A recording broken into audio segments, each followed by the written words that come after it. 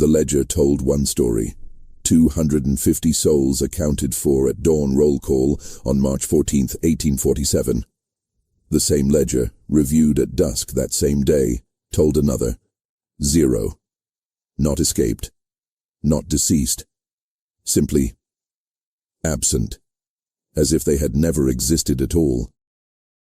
The Riverside Plantation stretched across 4,000 acres of Virginia bottomland, its boundaries marked by the James River to the east and dense pine forest to the west.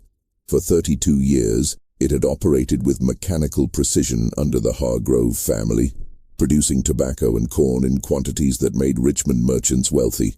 The plantation's records were meticulous, every bushel, every birth, every death documented in leather-bound books kept in the main house's library. These records would later become evidence in one of the most perplexing investigations in antebellum Virginia history. What makes this case extraordinary isn't simply the number of people who vanished. It's the completeness of their disappearance. 250 individuals, men, women, children, the elderly, gone in the span of a single hour, leaving behind no footprints in the mud, no broken fences, no stolen provisions. The overseer's daily report, preserved in the Virginia Historical Society archives, contains a single notation for March 14th.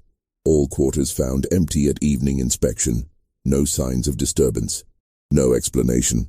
Before we continue with the story of what happened at Riverside Plantation and the decades-long mystery that followed, understand this. What you're about to hear has been deliberately obscured from historical record. The investigation that followed involved state officials, federal marshals, and private investigators hired by insurance companies who had underwritten the plantation's considerable value. Their findings were never published. The documents were sealed. The witnesses who spoke publicly were discredited. And the town that was allegedly built by those who disappeared. It existed for less than 3 years before it too vanished from maps and memory. This is the story of how 250 people orchestrated the impossible, and why the truth was buried for over a century. To understand what happened at Riverside, you must first understand what it was. The plantation had been established in 1815 by William Hargrove's father, Thomas, who had purchased the land from a tobacco merchant fallen on hard times. The elder Hargrove had been a methodical man, obsessed with efficiency and record-keeping. He had designed the plantation's layout himself, positioning the quarters in a location that could be observed from the main house, ensuring that the work buildings were arranged for maximum productivity and establishing routines that governed every aspect of plantation life. When William inherited the estate in 1835, he maintained his father's systems with religious devotion. Every morning began with roll call at 6 o'clock. Every evening ended with an inspection of the quarters at 8. Meals were served at precise times. Work assignments were posted on a board outside the overseer's cottage. Punishments for infractions were documented in a separate ledger, with dates, offenses, and consequences recorded in William's careful handwriting. The main house was a 3-story structure of red brick, with white columns supporting a wide porch that wrapped around 3 sides. From the second-floor windows one could see across the entire plantation. The quarters to the north, the tobacco fields to the south, the cornfields to the west, and the river glinting in the distance to the east. William's study occupied the southeast corner of the second floor, positioned so he could observe both the quarters and the main work areas without leaving his desk. Catherine Hargrove, William's wife, managed the domestic operations with similar precision. She had been raised on a plantation in South Carolina and brought with her firm ideas about how a household should be run. The main house staff consisted of 12 individuals who lived in a separate building behind the kitchen: cooks, housemaids, a butler, a laundress, and personal servants for the family members. Catherine kept her own set of records, documenting the household's daily operations in a series of journals that she had maintained since her marriage in 1828. The Hargrove children: William Jr., age 32, Thomas, age 29, and Elizabeth, age 26, had all been raised on the plantation and had absorbed their parents' attitudes and methods. William Jr. managed the tobacco operation, Thomas oversaw the corn production and livestock, and Elizabeth, unmarried and living at home, assisted her mother with household management and served as the plantation's unofficial schoolteacher for the family's younger relatives and the children of neighboring plantation owners. By all accounts, the Hargroves considered themselves enlightened owners. They provided adequate food and clothing, allowed religious services in the chapel every Sunday, and rarely resorted to the harshest forms of punishment that were common on other estates. William frequently remarked to visitors that a well-treated laborer is a productive laborer, and he believed his plantation's consistent profitability proved the wisdom of this approach. What the Hargroves failed to recognize, what they were constitutionally incapable of recognizing, was that beneath the surface of compliance and routine, an entirely separate world existed. A world of whispered conversations, coded messages, and careful planning. A world that had been building toward March 14, 1847 for years. The population of Riverside in early 1847 was remarkably diverse, a consequence of Thomas Hargrove's purchasing practices and William's later acquisitions. This diversity would prove crucial to what happened, though the Hargroves never understood why.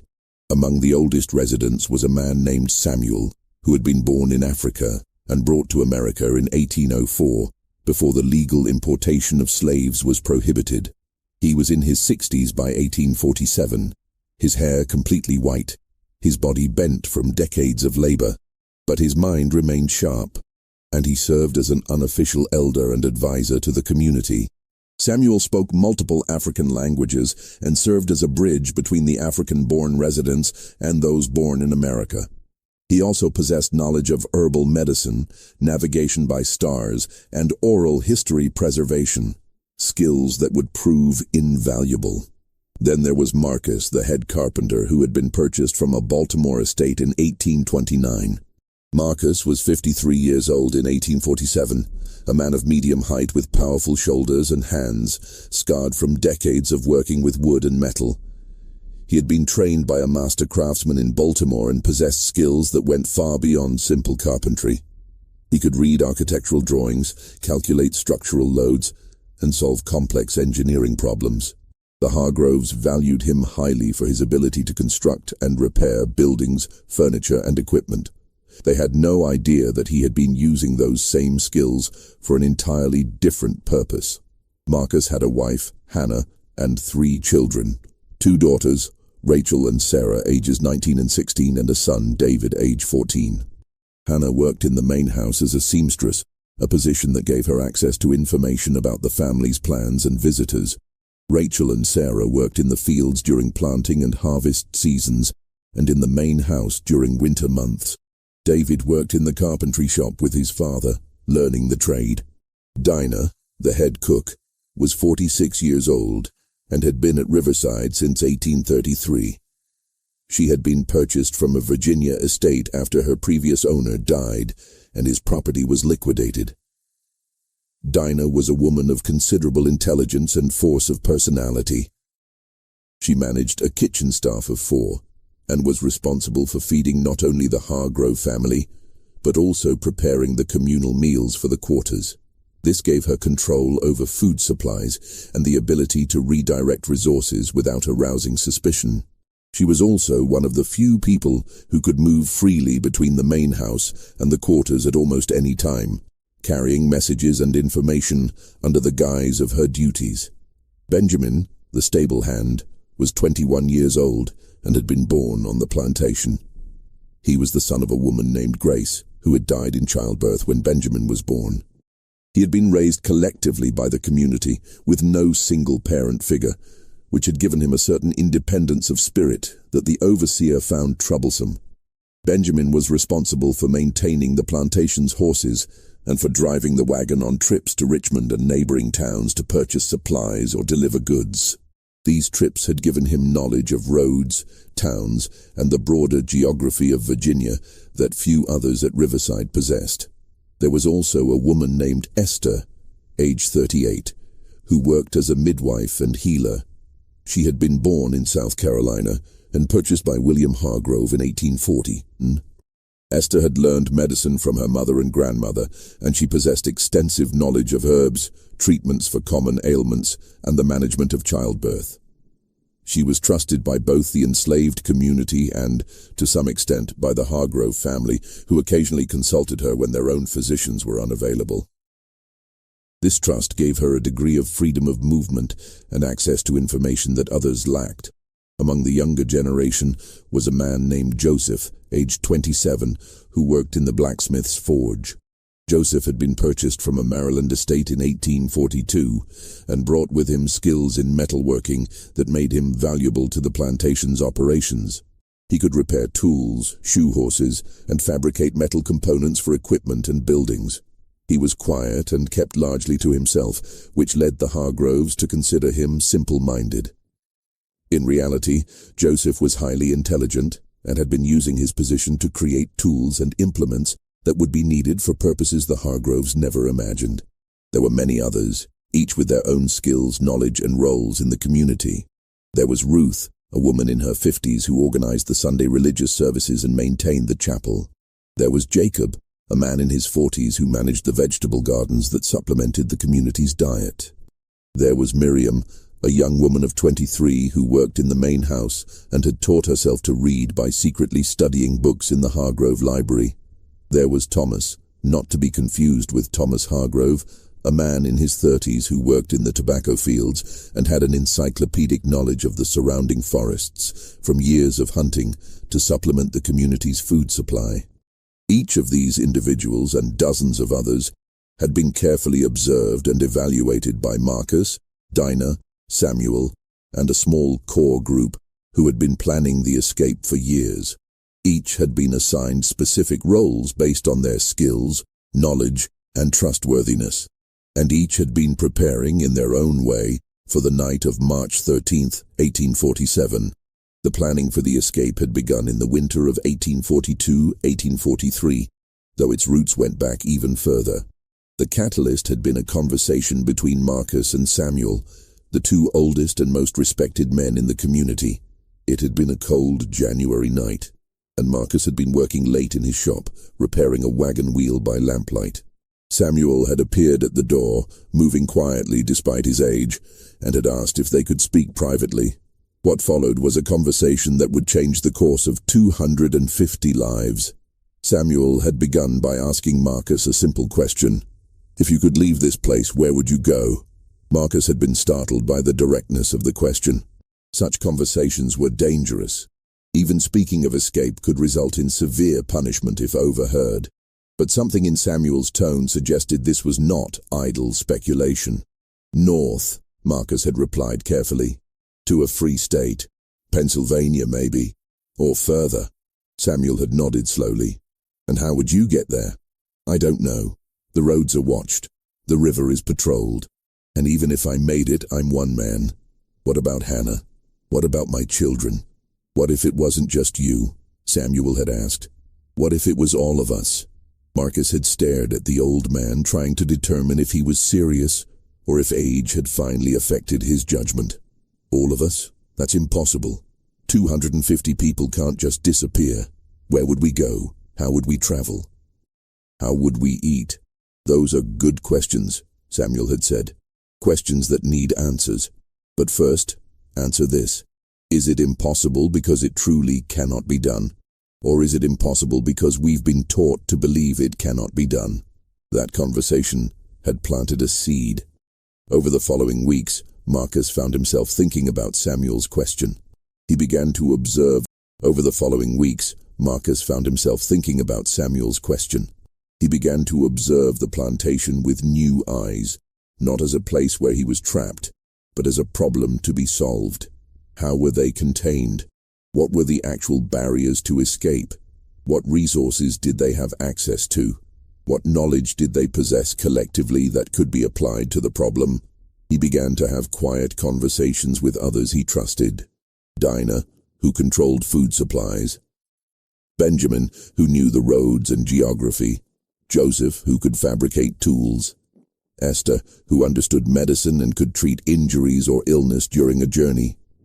Ruth, who could organize and motivate people.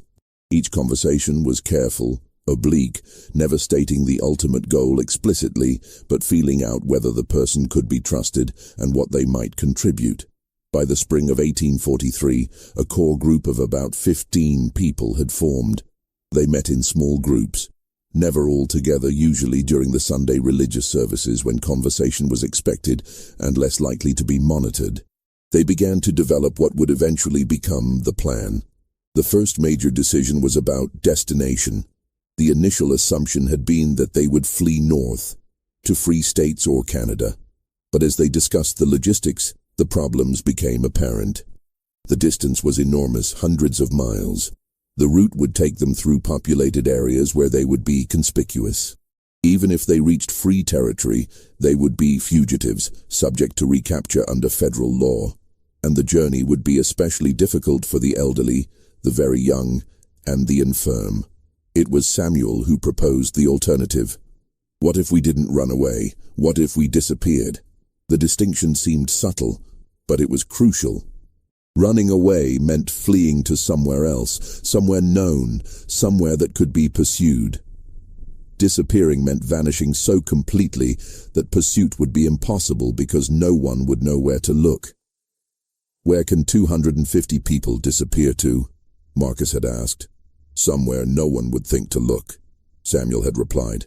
"Somewhere close, somewhere in Virginia itself." The idea seemed absurd at first.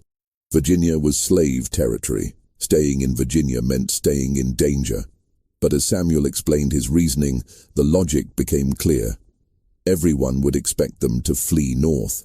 Resources would be directed towards searching northern routes.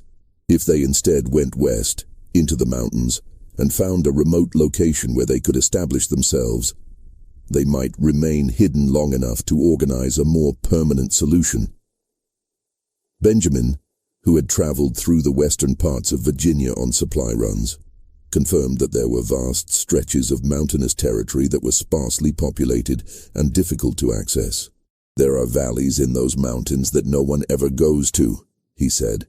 "Too remote for farming, too rough for roads. If we could find one of those valleys, we could hide there." This became the foundation of the plan.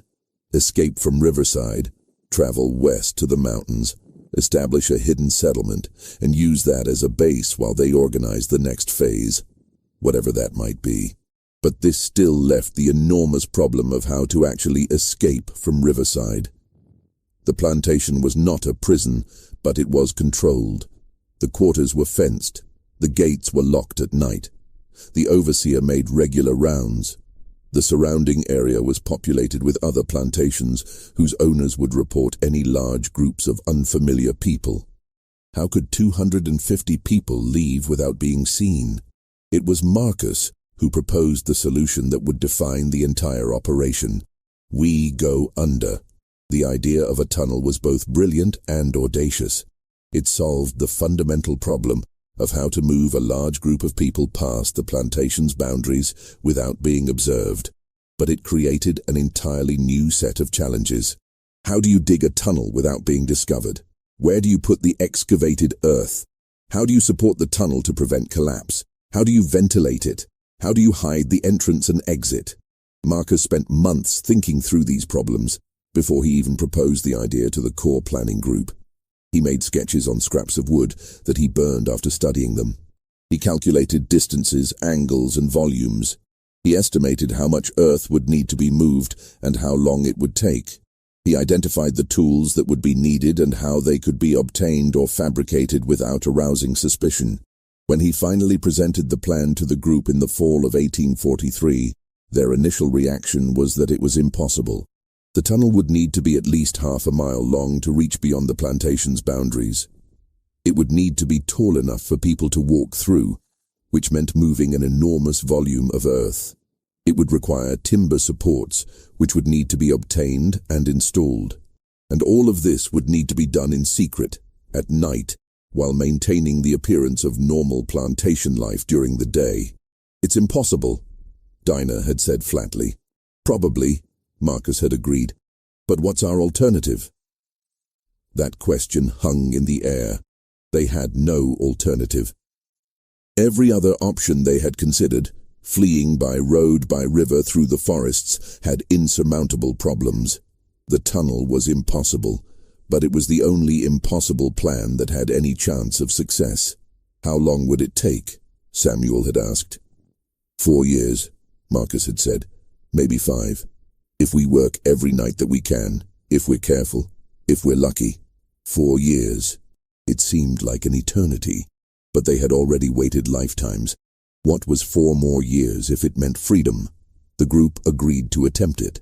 They would begin in the spring of 1844 as soon as the ground thawed enough to dig. They would work in shifts, with different people taking turns so that no one would be too exhausted to perform their regular duties during the day. They would use the Sunday religious services to coordinate and communicate, and they would tell no one outside the core group until the tunnel was complete, and they were ready to execute the escape. The location of the tunnel entrance was chosen carefully. Marcus's cabin was on the eastern edge of the quarters, closest to the river. It was also one of the larger cabins, housing Marcus's family and 2 other families, 11 people in total. The cabin had a wooden floor, which was unusual. Most of the quarters had dirt floors. Marcus had built the floor himself years earlier, and the Hargroves had approved it as an example of the kind of improvement that industrious workers could achieve. What the Hargroves didn't know was that Marcus had built the floor with a hidden access panel. A section of floorboards in the corner of the cabin could be lifted to reveal the earth beneath. This would become the entrance to the tunnel. The first night of digging was in April 1844. 6 men, Marcus, Joseph, Benjamin, Thomas the field worker, and 2 others named Daniel and William, gathered in Marcus's cabin after the evening inspection. They moved quietly, speaking in whispers, their movements careful and deliberate. Marcus lifted the floor panel, revealing a square of earth about 3 feet on each side. They began to dig. The work was brutally difficult. The earth was dense clay mixed with rocks and roots.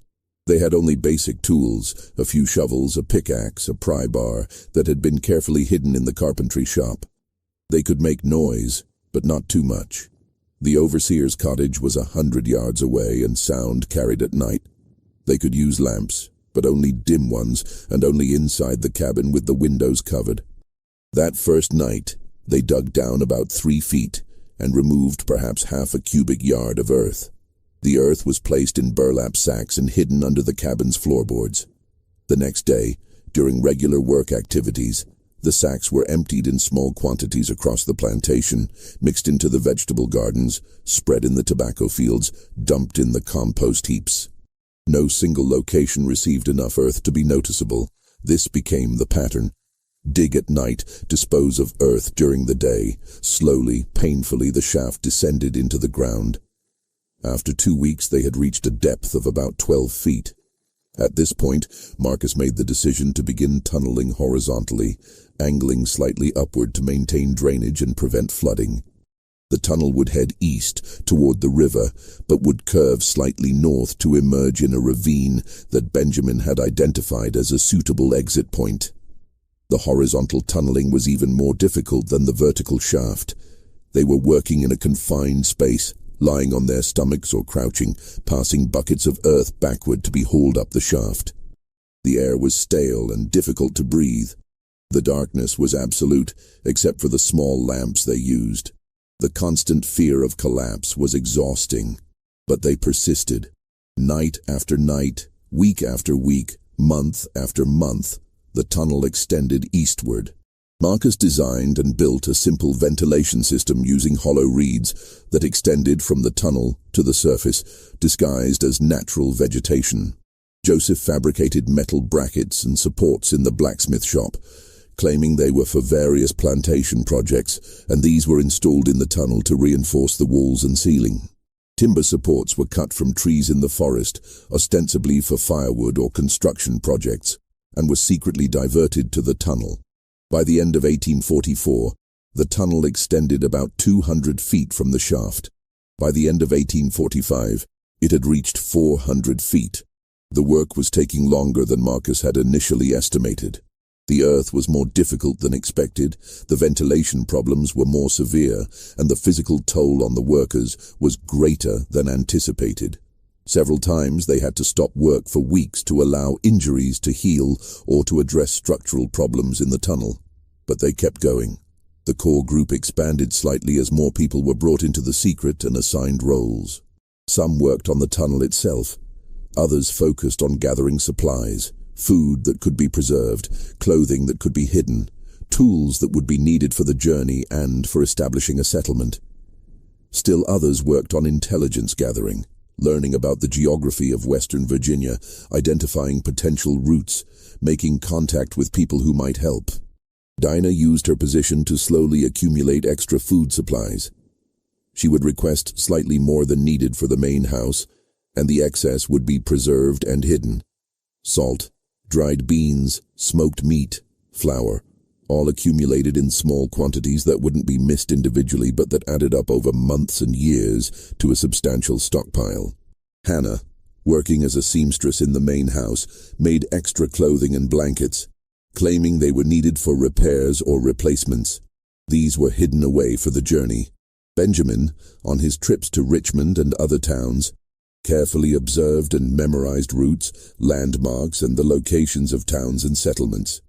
He also made discreet contact with free black communities and learned about networks of people who helped fugitives. Esther prepared medical supplies, herbs, bandages, remedies for common ailments and injuries that might occur during the journey. Ruth organized a system of communication using songs and coded phrases during religious services. Different hymns or variations in how they were sung conveyed information about the tunnel's progress, problems that needed to be addressed, or changes in the plan. By the winter of 1846-1847, the tunnel was nearly complete. It extended over 800 feet from the entrance shaft to an exit point in a ravine about 300 yards from the river. The exit was carefully concealed behind a false rock face that Marcus had constructed using his carpentry skills. From the outside, it appeared to be a natural rock formation. Only someone who knew exactly where to look and what to look for would be able to find it. The tunnel itself was a remarkable achievement. It was about 5 feet high and 3 feet wide, large enough for people to walk through in a crouch or crawl through if necessary. The walls and ceiling were supported by timber frames every 6 feet. The floor was relatively level, with a slight upward slope toward the exit to prevent water accumulation. Small chambers had been carved into the walls at intervals, providing places to rest or store supplies.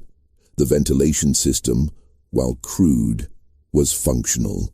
The hollow reeds extended from the tunnel to the surface at multiple points, disguised as natural vegetation or hidden in areas of dense undergrowth. The air in the tunnel was stale and difficult to breathe, but it was sufficient for the short time people would need to spend there. In February 1847, Marcus called a meeting of the core planning group. "It's done," he said simply. "The tunnel is complete.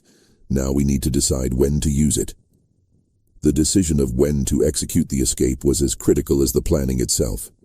It needed to be a time when conditions were optimal, weather suitable for travel, ground conditions passable, and timing that would give them the maximum head start before the disappearance was discovered. The core group debated for weeks. Some argued for waiting until summer, when the weather would be warmest and travel easiest. Others pointed out that summer meant longer days, which meant less darkness for travel and more chance of being seen. Some suggested fall, after the harvest, when food would be most plentiful. Others noted that fall meant the approach of winter, which could be dangerous in the mountains, which means we can travel during the day if we're in remote areas without risking heat exhaustion.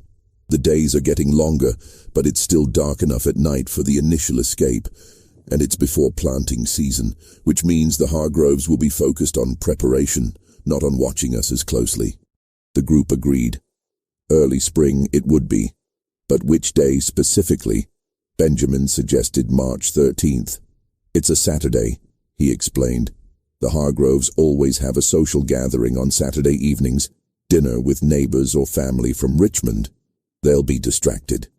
The overseer usually drinks on Saturday nights after his rounds, and Sunday is our day for religious services, which means we're expected to be up early anyway. If we leave Saturday night, we'll have all of Sunday before they realize we're gone. This logic was sound. March 13th, 1847 became the target date. But this created a new problem. How to inform 250 people of the plan without the information leaking to the Hargroves or the overseer. The core group had been small, about 20 people who knew the full details of the tunnel and the escape plan. Everyone else knew only that something was being planned, but not what or when. Ruth developed a system for the final communication. During the religious service on Sunday, March 7th, 1 week before the escape, she would lead the congregation in a specific hymn that had been chosen months earlier as the signal. The hymn was "Go Down Moses," a song about liberation from bondage that was commonly sung in the quarters. But Ruth would sing it with a specific variation in the third verse, changing one word in a way that would be meaningful to those who had been prepared to listen for it, but would seem like a natural variation to anyone else. After the service, the core group members would quietly spread the word to specific individuals who would in turn inform others. The message was simple. Saturday night. Be ready. Bring nothing. Tell no one outside the community. The week between March 7th and March 13th was the most tense period of the entire 4-year planning process. Everyone knew that discovery at this stage would be catastrophic. They had to maintain absolute normalcy in their behavior while simultaneously preparing for the escape. Marcus and his team made final inspections of the tunnel, reinforcing weak points and ensuring the ventilation system was functioning. Dinah and her team moved the accumulated food supplies to a hidden location near the tunnel exit, where they could be quickly loaded for transport. Benjamin and others who would serve as guides reviewed the routes one final time. Esther prepared medical kits for the journey. Ruth organized the order in which people would enter the tunnel, prioritizing families with young children and the elderly, who would move most slowly. The Hargroves noticed nothing unusual. William commented in his journal on March 11th that the people seem in good spirits, anticipating spring planting. Catherine noted on March 12th that Dinah had prepared an especially fine dinner and that the household staff performed their duties with unusual efficiency. On the evening of March 13th, everything proceeded normally. The Hargroves hosted a dinner party for several neighboring plantation owners and their families. The meal was elaborate, prepared by Dinah and her kitchen staff. The overseer, Gerald Pritchard, made his evening rounds at 8 o'clock as always, walking through the quarters and noting that all seemed quiet and orderly. He returned to his cottage and, as was his custom on Saturday nights, poured himself a glass of whiskey and settled in for the evening. In the quarters, people prepared in silence. They wore their sturdiest clothing and shoes. They gathered their children and explained in whispers that they needed to be absolutely quiet. The elderly and infirm were helped by younger, stronger individuals. Everyone waited for the signal. At 9 o'clock, Marcus emerged from his cabin and walked slowly through the quarters as if taking an evening stroll. As he passed each cabin, he gave a slight nod. This was the signal. It was time. The escape began at 9:15 p.m. on March 13, 1847. The moon was a thin crescent, providing minimal light, exactly as planned. The temperature was cool but not cold, around 45 degrees Fahrenheit. A light breeze rustled through the trees, providing ambient noise that would help mask any sounds of movement. The first group to enter the tunnel consisted of Marcus, Samuel, Benjamin, and 3 other men who would serve as guides and scouts. They descended through the shaft in Marcus's cabin and moved quickly through the tunnel to the exit. Their job was to ensure the exit was clear and to begin scouting the immediate area beyond the plantation boundaries. They emerged from the tunnel into the ravine at 9:35 p.m. The false rock face that concealed the exit swung open smoothly on hinges that Joseph had fabricated. The ravine was dark and silent. Benjamin climbed to the top of the ravine and scanned the surrounding area. No lights were visible, no sounds of human activity.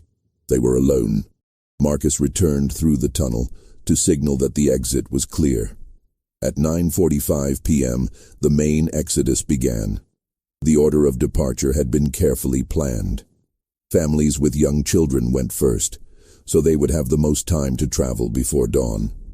The elderly and infirm went next, accompanied by younger people who could assist them. The middle-aged and able-bodied went last, as they could move most quickly if time became short.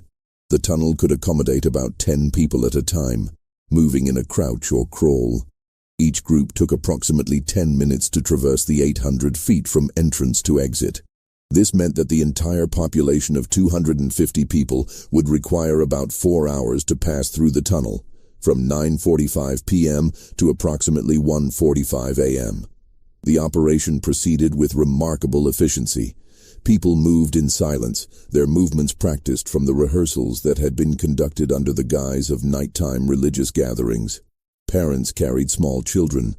Older children held hands and followed their parents. The elderly were supported by younger relatives or neighbors. Everyone knew their place in the order and moved when signaled. At the exit, Benjamin and the other scouts organized people into groups of about 25. Each group was assigned a guide who knew the route. The groups would travel separately, taking slightly different paths to avoid creating an obvious trail and to reduce the risk that the entire population would be captured if one group was discovered. The first group departed the ravine at 10 p.m., heading west into the forest. The second group left at 10:30 p.m., the third at 11 p.m. By midnight, 5 groups had departed, and the tunnel was still moving people from the quarters to the exit point. In the quarters themselves, the evacuation was proceeding exactly as planned. Each cabin emptied in turn, with people moving silently to Marcus's cabin and descending through the shaft. The cabins were left neat and orderly, with bedding folded and personal items in place. Nothing was taken except what people wore and could carry in small bundles. The goal was to leave no evidence of hasty departure. Ruth was one of the last to leave, at approximately 1:30 a.m. Before descending into the tunnel, she took a final look around the quarters that had been her home for 14 years. The cabins stood silent in the darkness. The chapel where she had led so many services was empty. The vegetable gardens where she had worked were still.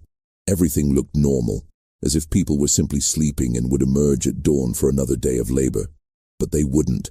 By dawn, they would be miles away, and the quarters would be empty. Ruth descended into the tunnel and made her way to the exit.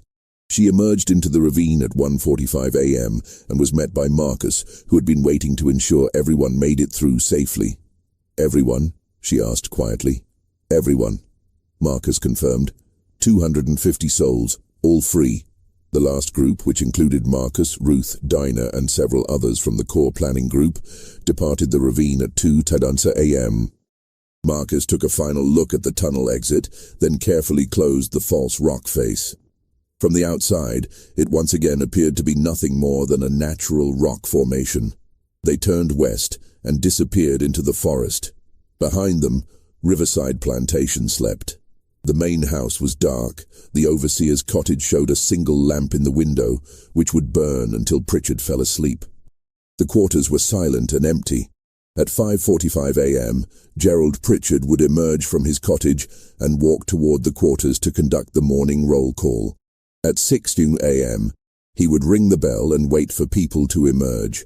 At 6:05 a.m., he would begin to realize that something was wrong. At 6:15 a.m., he would be running toward the main house to wake William Hargrove with news that would shock Virginia and create a mystery that would endure for over a century.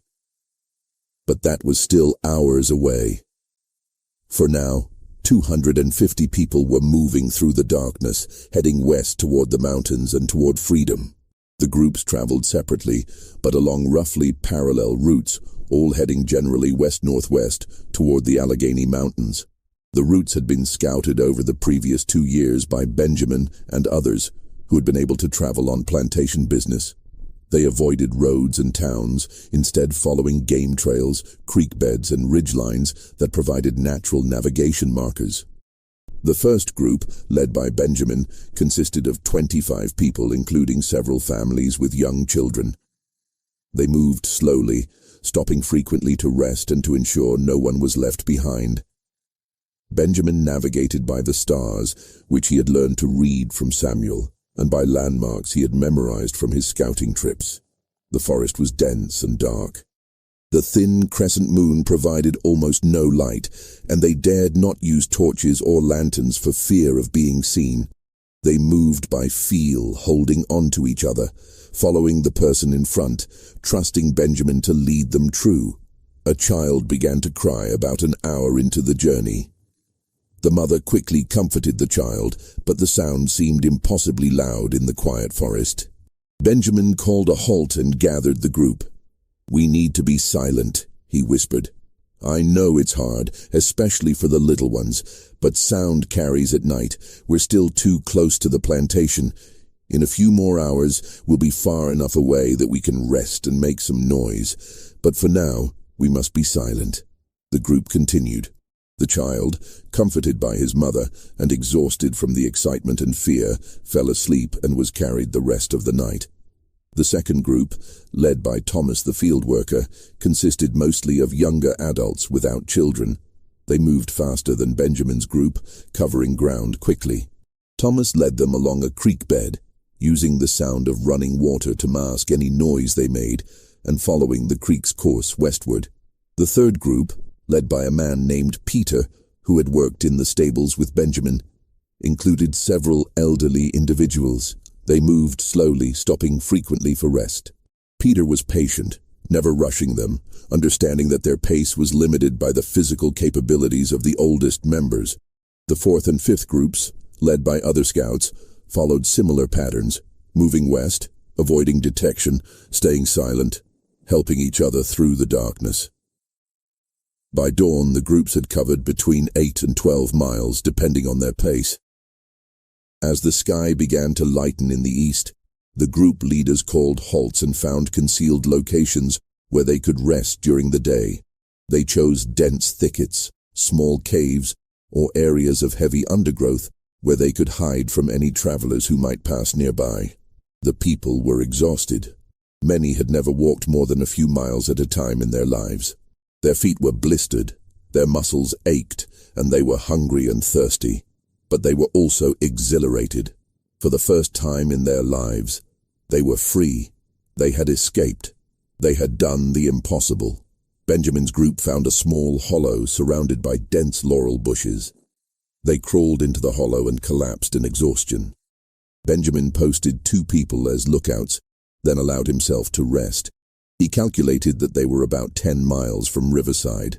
If the disappearance had been discovered at dawn as expected, any search would be focused on the immediate area around the plantation. They were probably safe for now, for as the sun rose on March 14, 1847, 250 people lay hidden in forests and hollows across western Virginia. They slept fitfully, unused to sleeping during the day, anxious about what would happen next, but sustained by the knowledge that they had taken the first step toward freedom. Behind them, at Riverside Plantation, Gerald Pritchard was discovering the empty quarters and running to wake William Hargrove with impossible news. The journey to the mountains took 13 days. The groups traveled only at night, hiding during the day in whatever concealment they could find. They moved slowly, limited by the pace of the elderly and the young children, and by the need using a ford that Benjamin had identified during his scouting. The water was cold and the current was strong, but everyone made it across safely. They continued west, climbing gradually into the foothills of the Alleghenies. Food was a constant concern. The supplies that had been hidden near the tunnel exit had been distributed among the groups, but it was not enough to sustain 250 people for 2 weeks. They supplemented their supplies by foraging, gathering wild plants, catching fish in streams, and occasionally hunting small game. Esther's knowledge of edible plants proved invaluable, as did the hunting skills of several men who had experience providing food for the quarters. Water was less of a problem. The route followed streams and rivers for much of the way, providing ample fresh water. But the constant walking in wet conditions led to problems with blistered and infected feet. Esther treated these injuries as best she could with the limited medical supplies she had brought, but several people developed serious infections that slowed their travel. On the 5th night, They had their first serious scare. One of the groups, led by Peter, was moving along a ridgeline when they heard dogs barking in the distance. The sound was unmistakable. Bloodhounds, the kind used to track fugitives. Peter immediately led his group off the ridgeline and into a dense thicket, where they huddled in silence, barely breathing. The barking grew louder, then seemed to circle around them, then gradually faded into the distance. They waited for 2 hours, not moving, before Peter finally decided it was safe to continue.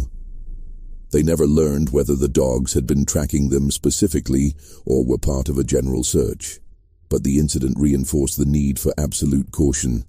The groups maintained minimal contact with each other during the journey.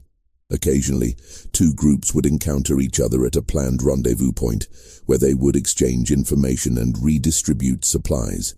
But mostly, they traveled independently, reducing the risk that all would be captured if one group was discovered. On the 8th night, Benjamin's group reached the edge of the mountains.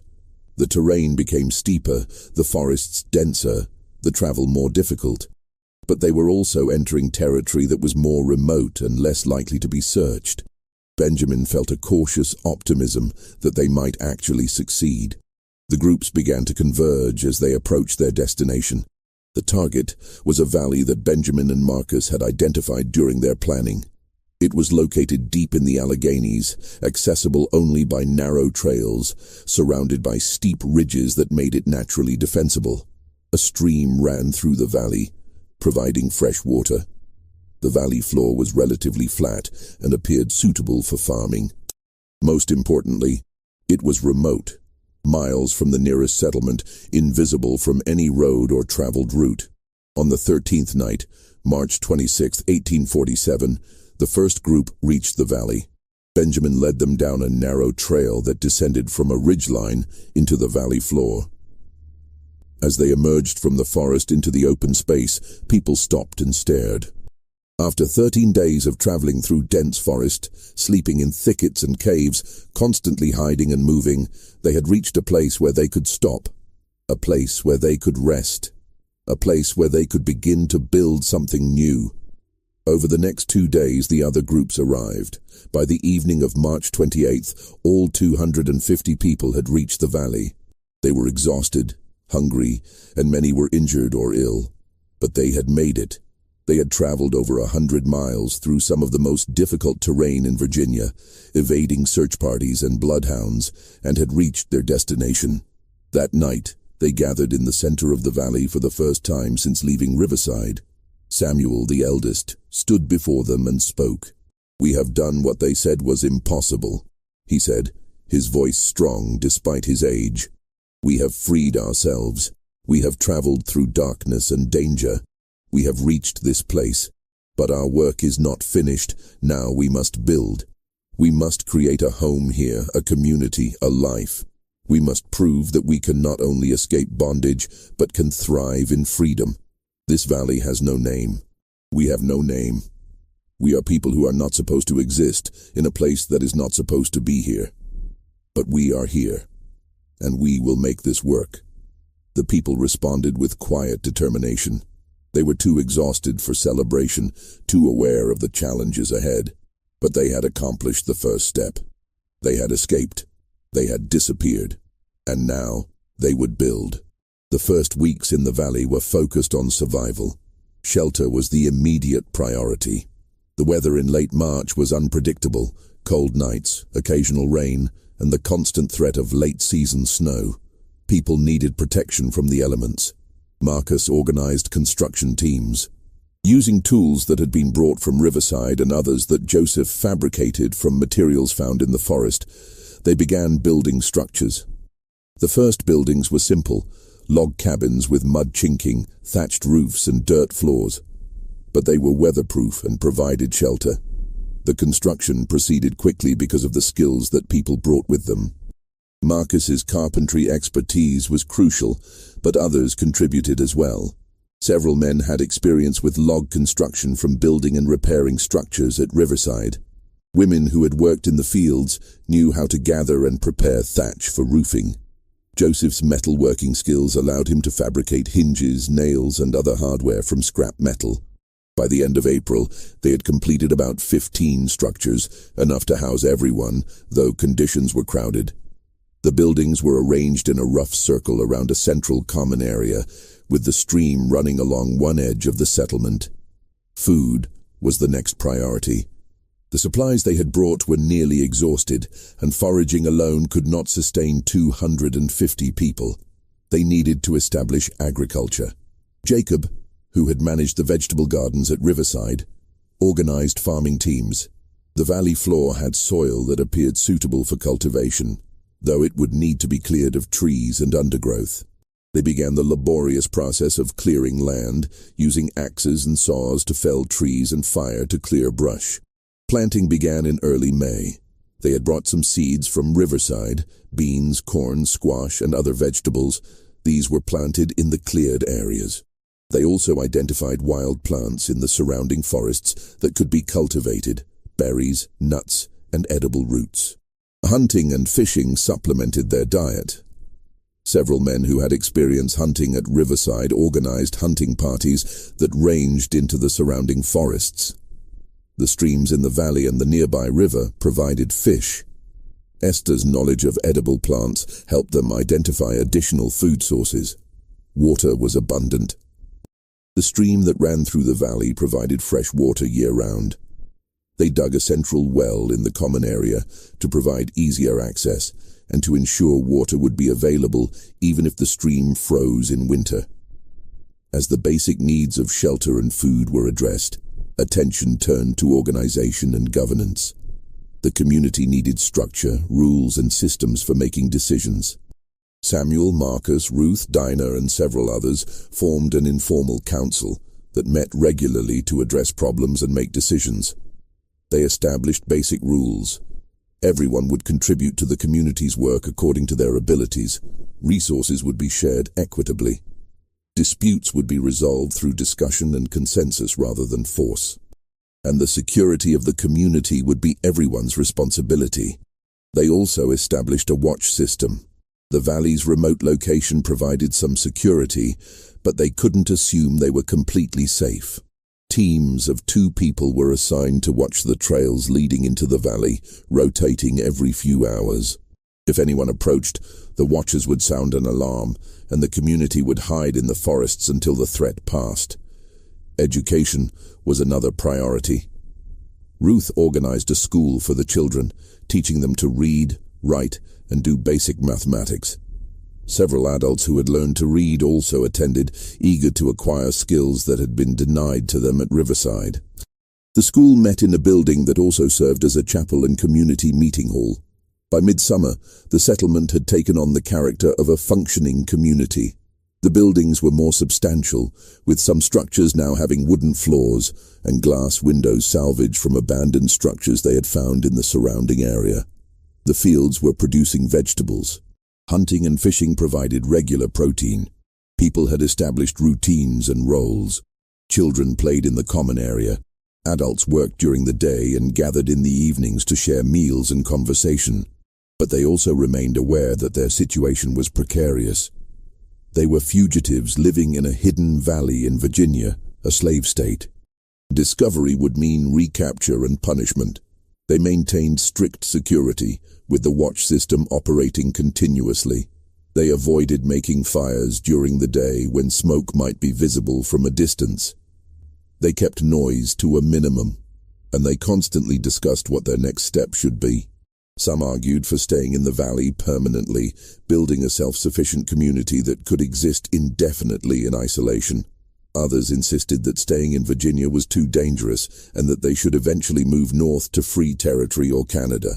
Still others proposed a more radical idea, that they should make contact with abolitionists and use their story to support the anti-slavery cause. These debates continued throughout the summer and fall of 1847, with no clear consensus emerging. Meanwhile, the community continued to grow and develop. By the end of the year, the population had actually increased slightly. Several women who had been pregnant during the escape had given birth, and a few other fugitives, having heard rumors of a hidden settlement, had found their way to the valley and been welcomed into the community. The settlement had no official name. People referred to it simply as the valley or the place. This anonymity was intentional. A name would make it more real, more findable, more vulnerable. They were a community that existed in the spaces between maps, a town that had no name because it wasn't supposed to exist, but exist it did. Through the summer and fall of 1847, through the winter of 1847-1848, and into the spring and summer of 1848, the Nameless Town thrived. The fields produced good harvests. The buildings were expanded and improved. The school educated children and adults. The community developed traditions and celebrations. People who had lived their entire lives in bondage were learning what it meant to be free. And then, in the fall of 1849, hunters stumbled upon the valley. The hunters were 3 men from a town about 30 miles to the north. They had been tracking a deer and had followed it into territory they had never explored before. They descended into the valley and found themselves staring at a settlement that, according to everything they knew, shouldn't exist. The watchers saw the hunters before the hunters saw the settlement. The alarm was sounded, a specific pattern of whistles that carried through the valley. People immediately stopped what they were doing and moved toward the forest, following evacuation plans that had been practiced regularly for exactly this situation. By the time the hunters reached the settlement, it appeared deserted. Buildings stood with doors open. Fires burned in hearths. Food sat on tables. But there were no people visible. The hunters explored cautiously, confused by what they were seeing. The settlement was clearly inhabited. The buildings were well maintained. The fields were cultivated. There were signs of recent activity everywhere. But where were the people? One of the hunters noticed movement in the forest and called out. There was no response. The hunters conferred briefly, then decided to leave. This was strange, possibly dangerous, and definitely something they should report to authorities. They left the valley and returned to their town.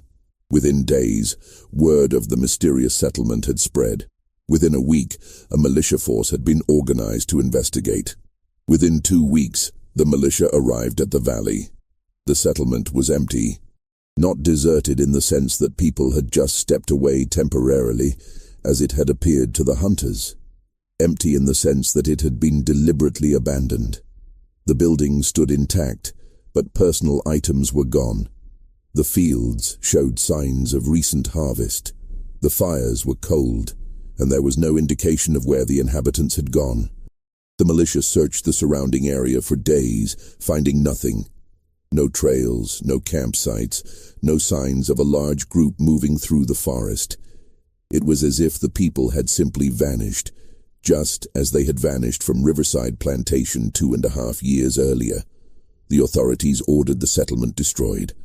The buildings were burned, the fields were trampled, and efforts were made to erase all evidence that the town had ever existed. The location was noted in official reports, but these reports were not made public. The incident was embarrassing. A hidden community of fugitives had existed for over 2 years in Virginia without being detected. Better to destroy the evidence and forget it had happened. But what actually happened to the people? How did they disappear a second time? The answer lies in the warning system and evacuation plans that the community had maintained since its founding. When the hunters were spotted, the alarm was sounded. People immediately evacuated to pre-designated hiding places in the forests surrounding the valley. They remained hidden while the hunters explored the settlement, then waited until the hunters left. But the council recognized that discovery was now inevitable. The valley was no longer safe. Over the next 2 weeks, while the hunters were spreading word of their discovery, and while the militia was being organized, the community executed a second exodus. This time, they had the advantage of preparation. They had supplies, tools, and experience. They had identified multiple potential destinations during their 2 years in the valley, and they had established contacts with networks of people who helped fugitives. The community split into smaller groups, each heading in a different direction. Some went north, toward Pennsylvania and Ohio. Some went west, toward the territories. Some went south, paradoxically, to free black communities in cities where they could blend in and disappear into urban populations. And some, according to later accounts, went even deeper into the mountains, to other hidden valleys that they had scouted as potential backup locations. The groups left at different times over the course of 2 weeks, ensuring that no single large movement would be noticed. They took everything they could carry and destroyed, or hid everything else. By the time the militia arrived, the valley had been empty for several days. This second disappearance was even more complete than the first. The groups scattered so widely and blended so thoroughly into their destinations that tracking them became impossible. Some individuals later appeared in historical records under different names in different locations, but the community as a whole ceased to exist as a unified entity. The Nameless Town had served its purpose. It had provided a safe haven for 2.5 years. Long enough for people to recover from their escape, to learn to live in freedom, and to make plans for their futures. And when it was no longer safe, they had the skills and experience to disappear again. While the Nameless Town was thriving in its hidden valley, Colonel Thomas Brennan was conducting his investigation into the original disappearance from Riverside Plantation. His investigation, which lasted from March 1847 through the summer of that year, was exhaustive and frustrating in equal measure. Brennan was a methodical man, trained in military intelligence during his service in the Mexican-American War. He approached the Riverside case with the same systematic methodology he had used to track deserters and enemy movements during the war. But the Riverside case defied his methods at every turn. His first step was to document everything about the plantation and the disappearance. He interviewed the Hargrove family multiple times, taking detailed notes on their observations and routines. He interviewed Gerald Pritchard, the overseer, extensively. He examined the quarters, the tunnel, the plantation's records, and every piece of physical evidence he could find. He quickly determined that the disappearance had been meticulously planned over an extended period. The tunnel alone proved that. But how had such an extensive project been kept secret? Brennan calculated that the tunnel would have required thousands of hours of labor. Where had the excavated earth gone? How had the tools been obtained? How had the work been concealed? He found partial answers to some of these questions. The excavated earth had been dispersed across the plantation in small quantities, mixed with legitimate agricultural work. The tools had been fabricated in the blacksmith shop or diverted from plantation supplies in quantities too small to be noticed individually.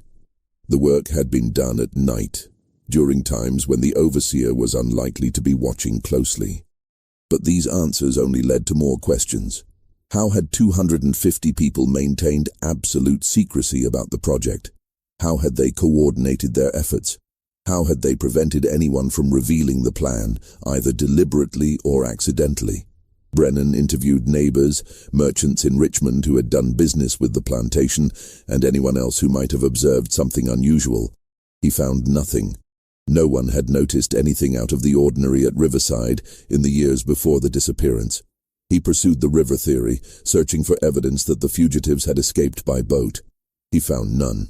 He investigated the possibility that they had fled by road, interviewing people at every town and crossroads within 50 miles. No one had seen a large group of people matching the description of the Riverside population. He brought in tracking dogs, which refused to follow any trail. He organized search parties that combed the forests and fields around the plantation. They found nothing.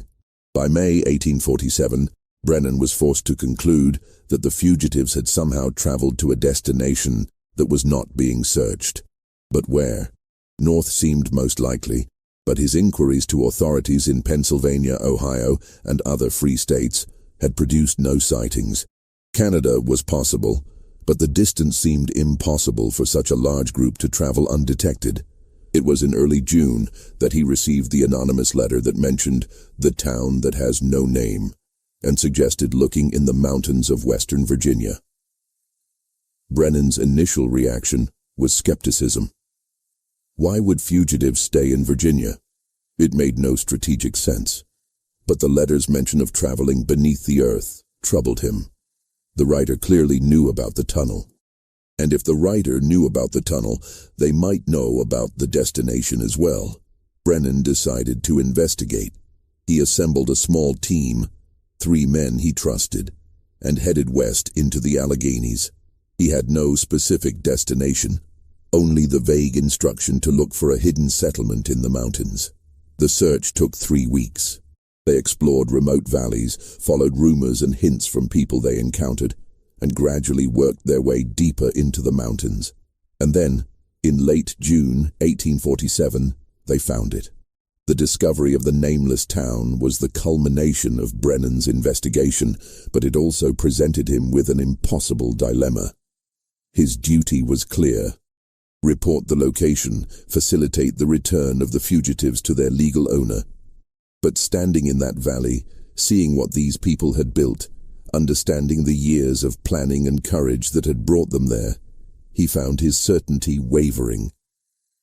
His conversation with Marcus, the carpenter who had designed the tunnel and led the escape, was the most extraordinary of his life. Marcus explained the planning, the execution, and the philosophy behind the escape with remarkable candor. He didn't plead or beg. He simply explained, as one intelligent man to another, what they had done and why. "We're not asking for your approval," Marcus said. "We're not asking for your help. We're simply asking that you consider what you found here before you decide what to do with that knowledge." Brennan asked questions. How had they maintained secrecy? "Trust," Marcus replied. "We trusted each other completely, and we understood that our survival depended on that trust." How had they coordinated such a complex operation? Careful planning, years of preparation, and a willingness to work together toward a common goal. What did they plan to do next? Survive, build, and eventually find a way to help others do the same. Brennan spent 2 days in the valley, observing the community, talking with people, trying to understand what he had found. He saw children learning to read in Ruth's school. He saw fields being cultivated.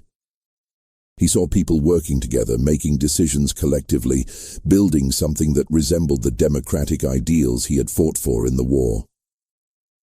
On the 3rd day, he made his decision. He would return to Richmond and file a report stating that his investigation had reached a dead end. The fugitives had scattered and could not be located. The case should be closed. Marcus asked him why he was making this choice. Brennan's answer was simple. "Because what you've done here is more important than the law that says you shouldn't have done it. I don't know if that makes me a traitor to my duty or true to my principles, but I know that I can't be the one to destroy this." Brennan kept his word. His official report, filed in July 1847, stated that the investigation had been exhaustive but unsuccessful.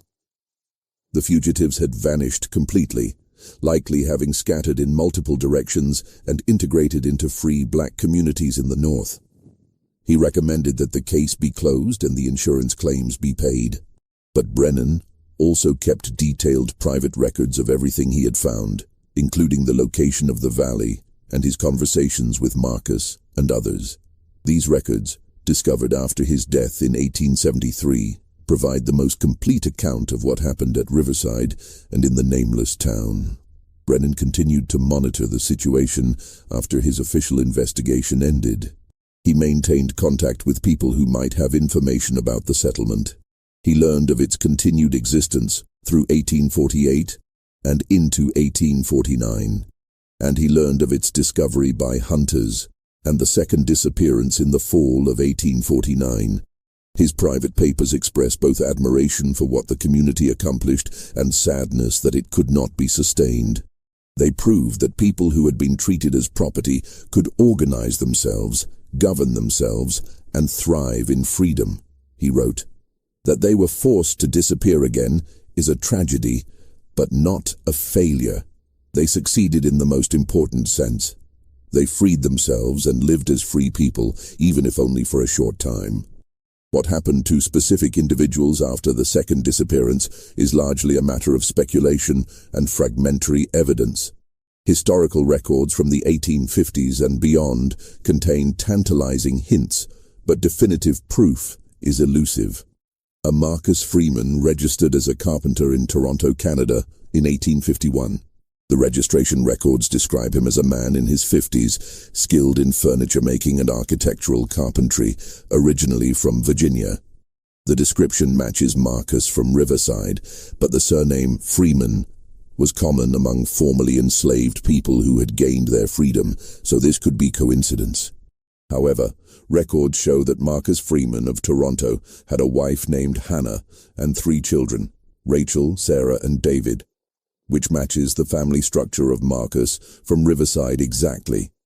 Adina Roberts opened a boarding house in Philadelphia in 1853. City directory listings describe her as a woman of color, originally from Virginia, operating a respectable establishment that catered to travelers and long-term residents. The boarding house was located in a neighborhood with a substantial free black population, and Dinah Roberts was noted in local records as being active in community organizations and the Underground Railroad.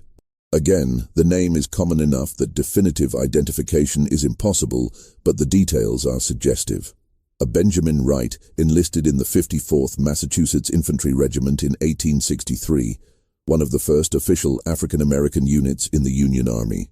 Military records describe him as being in his late 30s, originally from Virginia, with experience handling horses and wagons. He survived the war and was mustered out in 1865. Post-war records show a Benjamin Wright settling in Massachusetts and working as a teamster. He married in 1866 and had 4 children. In a pension application filed in 1890, he mentioned having escaped from bondage in Virginia in 1847, which matches the timeline of the Riverside disappearance. An Esther Johnson appears in records from Cleveland, Ohio, in the 1850s, working as a midwife and healer. She was described as a woman of color, originally from South Carolina, with extensive knowledge of herbal medicine. She was active in the local African Methodist Episcopal Church and was known for providing medical care to the city's black community. The geographic origin, South Carolina, and the profession, midwifery and healing, match Esther from Riverside. Samuel, the eldest of the Riverside community, likely did not survive long after the escape. He would have been in his late 60s by 1849, and the rigors of 2 escapes and 2 years of building a settlement in a remote valley would have been extremely taxing. No records have been found that definitively identify him in later years, suggesting he may have died in the valley or shortly after the second disappearance. Ruth appears in records from a black church in Pittsburgh in the 1850s, where a woman named Ruth Williams served as a teacher and Sunday school organizer. The description matches Ruth from Riverside in terms of age and skills, but again, definitive proof is lacking. Joseph the blacksmith may have settled in Cincinnati, where records show a Joseph Miller working as a metal worker in the 1850s and 1860s. Cincinnati had a substantial free black population and was a major hub of the Underground Railroad, making it a logical destination for fugitives from Virginia. These fragmentary records suggest that many of the people from Riverside successfully integrated into free black communities in the North and went on to live productive lives. They changed their names, obscured their origins, and blended into populations where they could live in relative safety. Some, like Benjamin Wright, even served in the Union Army during the Civil War, fighting to end the system they had escaped. But these are only the individuals who left traces in historical records. Many others, perhaps the majority, left no documentary evidence of their later lives. They lived quietly, worked in occupations that didn't generate official records, and passed on their stories only through oral tradition within their families and communities. While official historical records contain only fragments and hints about what happened to the people of Riverside, oral traditions in certain African American communities preserve much more detailed accounts. These oral histories, passed down through generations, tell stories that align remarkably well with the documented facts of the Riverside disappearance. In several communities in Pennsylvania, Ohio, and Canada, there are family stories about ancestors who came from the place with no name or who disappeared twice before finding freedom. These stories describe a large group of people who escaped from a Virginia plantation through a tunnel, lived for a time in a hidden valley in the mountains, and then scattered when the valley was discovered. The details in these oral traditions are often specific and consistent across different families and communities. They describe the tunnel as being long enough to walk through for the time it takes to say the Lord's Prayer 3 times, which would be approximately 10 minutes, matching the documented length of the Riverside Tunnel. They describe the valley as being surrounded by mountains like a bowl with a stream running through it, which matches the geography of the location Brennan documented. The oral traditions also preserve details about the planning and execution of the escape that aren't found in official records. They describe how the community practiced moving through the tunnel during nighttime religious gatherings, how children were taught to be silent through games and exercises, how food was accumulated over years through careful management of plantation resources, and how the route to the mountains was scouted and memorized by people who had legitimate reasons to travel. These oral histories also provide insights into the emotional and psychological aspects of the escape that official documents can't capture. They describe the fear of discovery during the years of planning, the terror of moving through the tunnel not knowing if it would collapse, the exhaustion of the 13-day journey to the mountains, the joy of reaching the valley, and the heartbreak of having to leave it when it was discovered. One particularly detailed oral tradition, preserved in a family in Toronto, describes the night of the escape from the perspective of a child who was 7 years old at the time. The account describes being woken in the middle of the night, being told to be absolutely silent, being carried through a dark tunnel that seemed to go on forever, and then walking through forests for many nights while adults whispered reassurances. The child remembered reaching a valley where there were other children to play with, where there was a school and where adults seemed happy for the first time. And then, the child remembered, they had to leave again, and this time the journey took them to a city where there were many people and tall buildings, and a sense of safety that the valley, for all its beauty, had never quite provided. These oral traditions serve as a counterpoint to the official historical record, which focuses on the mystery and the investigation but largely ignores the human experience of the people who lived through these events. The oral histories remind us that the Riverside disappearance wasn't just a historical puzzle to be solved. It was a lived experience for 250 people who made impossible choices, took extraordinary risks, and changed the course of their own lives and the lives of their descendants. The Riverside disappearance and the Nameless Town were not unique, though they were unusually well documented due to Brennan's investigation and private papers. Historical research suggests that similar hidden communities existed in remote locations throughout the South during the Antebellum period. The Great Dismal Swamp, straddling the border between Virginia and North Carolina, was known to harbor communities of fugitives who lived in the swamp's interior, beyond the reach of slave catchers. The Appalachian Mountains contained numerous remote valleys that could have sheltered hidden settlements. The Okefenokee Swamp in Georgia, the bayous of Louisiana, and the forests of eastern Texas all had areas remote enough to conceal communities of people who had escaped bondage. These communities were typically small, a few dozen people at most, and were often temporary, lasting only a few years before being discovered or before the inhabitants moved on to more permanent freedom in the North or Canada. But they served crucial functions. They provided safe havens for people fleeing bondage. They demonstrated that self-governance and self-sufficiency were possible. And they served as nodes in the broader network of resistance to slavery. The Nameless Town in the Virginia mountains was unusual primarily in its size and in the completeness of its disappearance from the original plantation. Most escapes involved individuals or small groups. The coordination required to move 250 people simultaneously was extraordinary. But the underlying strategy, creating a hidden community in a remote location, was part of a broader pattern of resistance. The networks that supported these communities were extensive and sophisticated. Free black communities in cities provided resources, information, and contacts. Quaker communities and other religious groups opposed to slavery provided material support and safe houses. Even some white Southerners who were uncomfortable with slavery, though they might not actively oppose it, would sometimes turn a blind eye to fugitives passing through their areas. The Underground Railroad, which has become the most famous symbol of resistance to slavery, was only one part of this broader network. The Underground Railroad primarily facilitated movement from south to north, helping individuals and small groups reach free territory.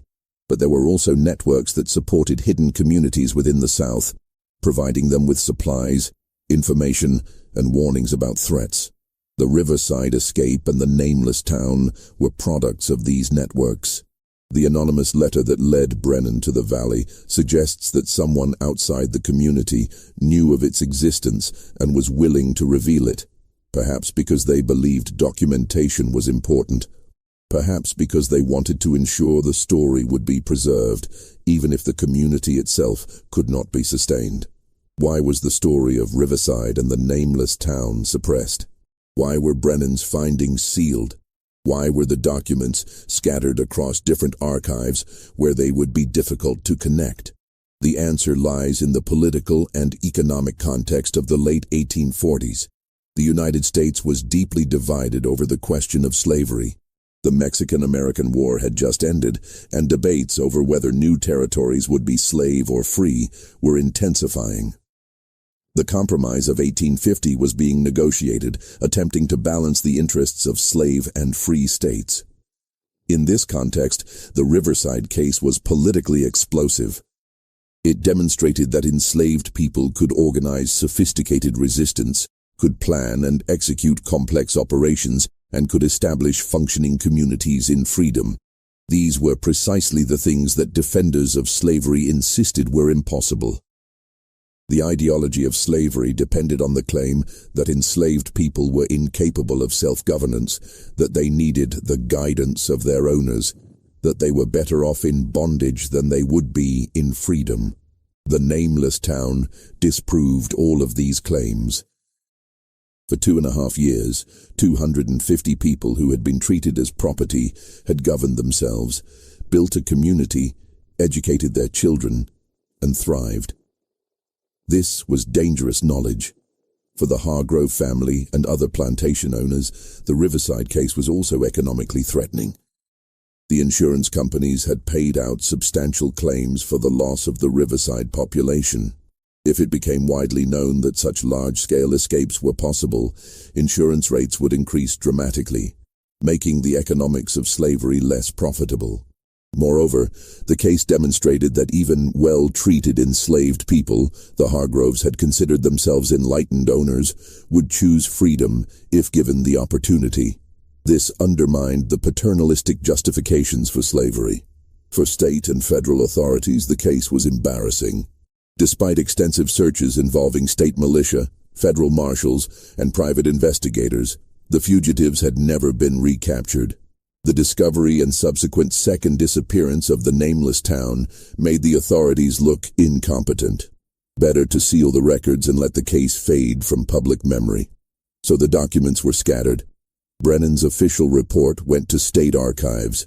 His private papers remained with his family and weren't discovered until after his death. The insurance company records were filed away in corporate archives. The Hargrove family's records were eventually donated to the Virginia Historical Society, but without the context provided by Brennan's investigation, they appeared to be simply the records of a plantation that had experienced a mass escape. Unusual, but not unprecedented. It wasn't until the late 20th century when historians began systematically researching resistance to slavery and when archives began to be digitized and cross-referenced that the full story of Riverside and the Nameless Town began to emerge. Even now, significant gaps remain. The exact location of the valley has never been definitively identified, though several sites in the Alleghenies match Brennan's description. The fate of most of the individuals remains unknown, and the full extent of the networks that supported the escape and the hidden community remains a matter of speculation. Despite over 170 years of historical distance and modern research techniques, significant questions about the Riverside disappearance and the Nameless Town remain unanswered. How was the tunnel construction kept absolutely secret for 4 years? The disposal of excavated earth has been partially explained, but the logistics remain unclear. Thousands of cubic feet of earth had to be moved, dispersed, and concealed. The work had to be done at night in secret by people who were also performing full days of labor.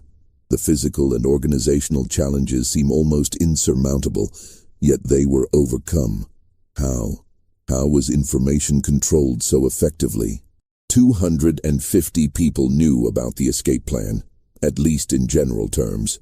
Yet there's no evidence that anyone revealed the plan to the Hargroves or the overseer, either deliberately or accidentally, in a population that included children, elderly individuals, and people who might have been tempted to curry favor with their owners. How was absolute secrecy maintained? Who wrote the anonymous letter to Brennan?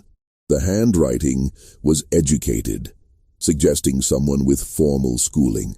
Marcus is the most likely candidate. But why would he risk revealing the town's location? One theory is that he wanted the story documented. The handwriting was educated, suggesting someone with formal schooling. Marcus is the most likely candidate. But why would he risk revealing the town's location? One theory is that he wanted the story documented, wanted proof that what they had accomplished was real, even if that proof couldn't be made public at the time. Another theory is that the letter came from someone in the support network, someone who believed that Brennan could be trusted and that having an official, if private, record of the community's existence was important. What happened during the second disappearance? How did 400 people, the population had grown from the original 250, vanish so completely that the militia found no trace of their departure? The explanation that they split into small groups and left over a 2-week period is plausible, but the logistics of coordinating such a dispersal, especially with the knowledge that authorities were coming, seem extraordinarily complex. Where exactly was the valley? Brennan's private papers describe its location in general terms, in the Alleghenies, accessible by narrow trails surrounded by steep ridges, but don't provide specific coordinates or landmarks that would allow definitive identification. Several valleys in the region match the description, and local historians have speculated about which one might have been the site of the Nameless Town. But without archaeological evidence, which would be difficult to find given that the structures were burned and the site was deliberately obscured, the exact location remains unknown. Did other hidden communities exist? The oral traditions and fragmentary historical evidence suggest that the Nameless Town was not unique, that other hidden settlements existed in remote locations throughout the South. But if these communities were successful in remaining hidden, they would have left little or no documentary evidence. How many other towns that have no name existed? How many other mass escapes were executed with such precision that they seemed impossible? We may never know. What was the long-term impact of the Riverside escape on the broader resistance to slavery? Did the techniques developed for the Riverside escape, the tunnel, the coordinated mass movement, the hidden settlement, influence other resistance efforts? There are hints in the historical record that similar methods were used in other cases, but direct connections are difficult to prove. The suppression of the Riverside story means that it couldn't serve as an open example or inspiration, but information could have spread through the networks that supported resistance to slavery. The story of how 250 people disappeared from Riverside Plantation in 1 hour and built their own town is, at its core, a story about human capability, courage, and the drive for freedom. It's a story about Marcus, a carpenter who used his skills to design and build a tunnel that made the impossible possible. About Samuel, an elder who preserved knowledge and wisdom that guided the community. About Dinah, who used her position to accumulate resources and information. About Benjamin, who learned the geography that would lead them to safety. About Esther, who provided medical care that kept people alive. About Ruth, who organized and educated. About Joseph, who fabricated the tools they needed. And about dozens of others whose names we don't know, but whose contributions were essential. It's a story about planning and patience, 4 years of digging a tunnel in secret. Years of accumulating supplies in quantities too small to be noticed. Years of scouting routes and making contacts. Years of building trust and maintaining secrecy. The escape wasn't spontaneous or lucky. It was the result of meticulous preparation and extraordinary discipline. It's a story about community and cooperation. 250 people working together toward a common goal, trusting each other completely, supporting each other through danger and hardship. The escape succeeded not because of individual heroism, though there was plenty of that, but because of collective action and mutual support. It's a story about resilience and adaptation. When the Nameless Town was discovered, the community didn't surrender or despair. They executed a second disappearance, scattered to new locations, and continued their lives in freedom. They had learned that freedom wasn't a destination, but a continuous process of resistance, adaptation, and survival. And it's a story about the power of suppression and the importance of memory. The official historical record tried to erase this story, to make it disappear as completely as the people themselves had disappeared. But the story survived in private papers, in oral traditions, in fragmentary records scattered across archives. It survived because people believed it was important, because they understood that what happened at Riverside and in the Nameless Town was significant not just for those who lived through it, but for everyone who came after. The story challenges us to reconsider what we think we know about slavery and resistance. It demonstrates that enslaved people were not passive victims, but active agents who could plan, organize, and execute sophisticated operations. It shows that communities could be built and sustained even in the most difficult circumstances. And it reminds us that the historical record is incomplete, that there are stories that have been deliberately suppressed or accidentally lost, and that recovering these stories is essential to understanding our past. The tunnel at Riverside has long since been filled in. The valley where the Nameless Town stood has returned to forest. The people who orchestrated and executed the escape have been dead for over a century, but their story remains, preserved in documents and memories, a testament to what people can accomplish when survival demands the impossible. They were there, and then they weren't. 250 people who disappeared in an hour and built a town that existed for 2 years before disappearing again. A mystery that baffled investigators at the time and continues to fascinate historians today. A story that was supposed to be forgotten, but that refuses to be erased. And somewhere in those mountains, if you know where to look, you can still find traces. Foundations hidden under decades of leaf litter. Depressions in the ground where buildings once stood. The remnants of a community that existed in the spaces between maps, built by people who were never supposed to be free in a place that wasn't supposed to exist. They proved it was possible. They disappeared, they built, they thrived, and they disappeared again. And in doing so, they left a legacy that extends far beyond the 2.5 years that the Nameless Town existed. They demonstrated that freedom could be taken, not just granted. That communities could be built by people who had been denied the right to build. That the impossible could be achieved through planning, courage, and collective action. The official records say the case was closed in August 1847, that the fugitives were never found, that the mystery was never solved. But that's not quite true. The mystery was solved. Brennan solved it. He found the Nameless Town. He spoke with the people who had built it. He documented what they had accomplished. He just chose not to reveal what he had found.